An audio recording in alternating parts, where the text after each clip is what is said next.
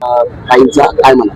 आता आज भारतीय जनता पार्टीच्या वतीने महापौर उपमहापौर यांचं अर्ज भरण्यासाठी आम्ही या ठिकाणी आलेलो आहोत। आदरणीय मायादेवी परदेशी यांचं महापौर पदासाठी आणि ज्योत्स्ना प्रफुल्ल पाटील यांचं उपमहापौर पदासाठी या ठिकाणी मी अर्ज भरण्यासाठी आलेलो आहे। आदरणीय महाराष्ट्राचे मुख्यमंत्री देवेंद्र फडणवीस, प्रदेशाचे अध्यक्ष आदरणीय रवींद्रजी चव्हाण, उत्तर महाराष्ट्राचे आमचे नेते आदरणीय गिरीश भाऊ महाजन आणि आमचे नेते या जिल्ह्याचे पालकमंत्री आदरणीय जयकुमार भाऊ रावल, जिल्हा अध्यक्ष गजेंद्र शेकांपळकर आणि सर्वच पदाधिकारी नगरसेवक यांच्या समवेत आम्ही या ठिकाणी महापौर उपमहापौर पदाचा फॉर्म भारतीय जनता पार्टीच्या वतीने या ठिकाणी भरणार आहे।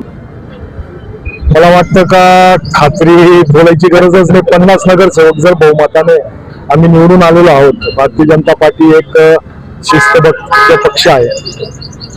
प्रदेश अध्यक्षांचा आदेश तो आमच्याला ऑलरेडी येऊन गेलेला आहे। तुम्ही ज्येष्ठ नगरसेविका म्हणून महादेवीचं नाव पुढे आलेले, काय म्हणा?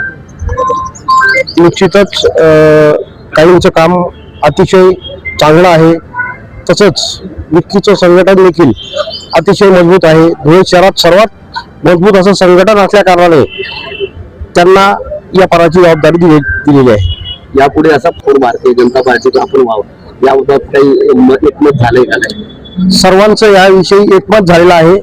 प्रत्येकालाच न्याय कसा मिळेल अशा पद्धतीचं नियोजन आमचं ठरलेलं आहे।